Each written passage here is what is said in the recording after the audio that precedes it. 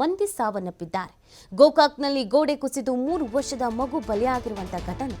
ಕೃಷ್ಣಾ ನದಿಯಲ್ಲಿ ಕೊಚ್ಚಿ ಹೋದ ಜಮಖಂಡಿಯ ವ್ಯಕ್ತಿ, ನಿಪ್ಪಾಣಿಯಲ್ಲಿ 3 ಸೇತುವೆ, ಕುಕ್ಕೆಯಲ್ಲಿ ಸ್ನಾನಘಟ್ಟ ಜಲಾವೃತವಾಗಿದೆ. ಕರಾವಳಿ, ಮಲೆನಾಡಿನ 5 ಜಿಲ್ಲೆಗಳಲ್ಲಿ ರೆಡ್ ಅಲರ್ಟ್ ಅನ್ನು ಘೋಷಿಸಲಾಗಿದೆ.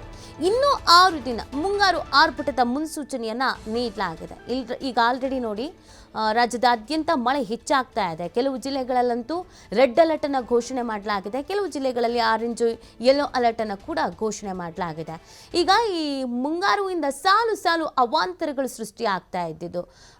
ನಾವು ಈ ಥರದ ಸಿಚುವೇಶನ್ಸ್ ಅನ್ನ ಅಥವಾ ಸೀನ್ಸ್ಗಳನ್ನು ನಾವು ಆಲ್ಮೋಸ್ಟ್ ಜುಲೈ ಈ ಥರದಲ್ಲಿ ನಾವು ನೋಡ್ತಾ ಇದ್ವಿ. ಆದರೆ ಈಗ ಮುಂಗಾರು ಪ್ರಾರಂಭಕ್ಕಿಂತ ಮುಂಚಿತವಾಗಿಯೇ ಈ ಥರದೊಂದಷ್ಟು ದೃಶ್ಯಗಳನ್ನು ಗಮನಿಸ್ತಾ ಇದ್ದೀವಿ, ಅವಾಂತರಗಳ ದೃಶ್ಯಗಳನ್ನು.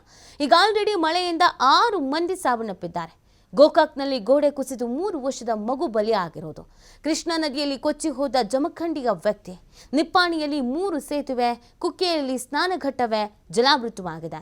ಇನ್ನು ಕರಾವಳಿ ಮತ್ತು ಮಲೆನಾಡಿನ 5 ಜಿಲ್ಲೆಗಳಲ್ಲಿ ರೆಡ್ ಅಲರ್ಟ್ ಅನ್ನು ಘೋಷಣೆ ಮಾಡಲಾಗಿದೆ. ಇನ್ನೂ 6 ದಿನ, ಹೆಚ್ಚು ಕಮ್ಮಿ 1 ವಾರ ಇದೇ ಥರದ ಪರಿಸ್ಥಿತಿ ಇರುತ್ತೆ ಅಂತ ಹವಾಮಾನ ಇಲಾಖೆ ಕೂಡ ಮುನ್ಸೂಚನೆಯನ್ನ ನೀಡಿದೆ.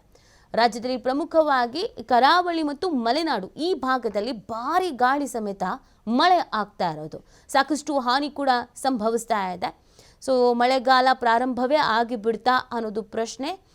ಅದರ ಜೊತೆಗೆ ಇನ್ನೇನು ಈ ರೀತಿಯಾಗಿ ಮಳೆ ಸುರಿತಾ ಇರೋದ್ರಿಂದ ಇನ್ನು ಮುಂದಿನ 3 ತಿಂಗಳಲ್ಲಿ ಇನ್ಯಾವ್ಯಾವ ಅವಾಂತರಗಳು ಸೃಷ್ಟಿಯಾಗುತ್ತೋ, ಎಷ್ಟು ಸಾವು ನೋವು ಸಂಭವಿಸುತ್ತೋ ಅನ್ನುವಂಥ ಒಂದು ಆತಂಕ ಕೂಡ ಮನೆ ಮಾಡಿದೆ. ಯಾಕಂದರೆ ಕೆಲವು ಭಾಗಗಳಲ್ಲಿ ಸಾಕಷ್ಟು ರೀತಿಯಾದಂಥ ಸಮಸ್ಯೆಯನ್ನು ಮಳೆಗಾಲದ ಸಂದರ್ಭದಲ್ಲಿ ಎದುರಿಸ್ತಾರೆ, ಅನುಭವಿಸ್ತಾರೆ. ಈ ಬಾರಿಯೂ ಅದೇ ಥರದೊಂದು ಸಿಚುವೇಶನ್ಸ್ ಕಾಣಿಸ್ತಾ ಇರೋದು. ಇನ್ನೂ 6 ದಿನಗಳ ಕಾಲ ಈ ಕರಾವಳಿ ಮತ್ತು ಮಲೆನಾಡು ಭಾಗದಲ್ಲಿ ರೆಡ್ ಅಲರ್ಟ್ ಅನ್ನು ಘೋಷಿಸಲಾಗಿದೆ. ಹವಾಮಾನ ಇಲಾಖೆ ಈ ಸೂಚನೆಯನ್ನ ನೀಡಿದೆ. ಇನ್ನು ಕೆಲವು ಭಾಗಗಳಲ್ಲಿ ಮೋಡ ಕವಿದ ವಾತಾವರಣ, ತುಂತುರು ಮಳೆ, ಜಿಟಿ ಮಳೆ ಅಂತೂ ಇದ್ದೇ ಇರುತ್ತೆ. ಬೆಂಗಳೂರಿನಲ್ಲೂ ಕೂಡ ಅದೇ ಥರದೊಂದು ವಾತಾವರಣ ಇದೆ. ಬೆಳಗ್ಗೆಯಿಂದ ಜಿಟಿ ಮಳೆ ಪ್ರಾರಂಭ ಆಗಿದೆ ಆಲ್ರೆಡಿ. ಇನ್ನು ಮಲೆನಾಡು ಮತ್ತು ಕರಾವಳಿ ಭಾಗದಲ್ಲಿ ಹೆಚ್ಚಿನ ಅಲರ್ಟ್ ಆಗಬೇಕಾಗತ್ತೆ. ಜಿಲ್ಲಾಡಳಿತ ಈಗ ಆಲ್ರೆಡಿ ತಯಾರಿಯನ್ನು ಮಾಡ್ಕೊಂಡಿರುತ್ತೆ. ಸೊ ಈಗಲೇ ಎಲ್ಲದಕ್ಕೂ ಸಿದ್ಧತೆಯನ್ನು ಮಾಡ್ಕೊಳ್ಬೇಕಾಗತ್ತೆ. ಇಲ್ಲ ಅಂತಂದರೆ ಸಂಪೂರ್ಣ ಮಳೆಗಾಲವನ್ನು ಎದುರಿಸೋಕೆ ಸಾಕಷ್ಟು ರೀತಿಯಾದಂಥ ಸವಾಲುಗಳು ಎದುರಾಗುವ ಸಾಧ್ಯತೆಗಳು ಮಲೆನಾಡು ಮತ್ತು ಕರಾವಳಿ ಭಾಗದಲ್ಲಿ ಇದೆ. ಸುರಿತಾ ಇರುವಂಥ ಧಾರಾಕಾರ ಮಳೆಯಿಂದ ಸಾಕಷ್ಟು ಪ್ರಮಾಣದಲ್ಲಿ ಹಾನಿಯಾಗಿದೆ.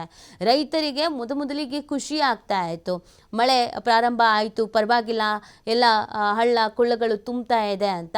ಆದರೆ ವಿಪರೀತ ಮಳೆಗಿಂದ ಕೆಲವು ಭಾಗಗಳಲ್ಲಂತೂ ಈ ಕೃಷಿ ಮಾಡ್ತಾ ಇರುವಂಥ ರೈತರಿಗೂ ಸಾಕಷ್ಟು ರೀತಿಯಾದಂಥ ಡ್ಯಾಮೇಜ್ ಆಗಿದೆ. ಇನ್ನೇನು ಫಲ ಕೈ ಸೇರುತ್ತೆ ಅಂತ ಅಂದ್ಕೊಂಡಿದ್ದು ನೀರಿನಲ್ಲಿ ಕೊಚ್ಚಿ ಹೋಗಿದೆ. ಸಾಕಷ್ಟು ಹಾನಿ ಕೂಡ ಆಗಿದೆ.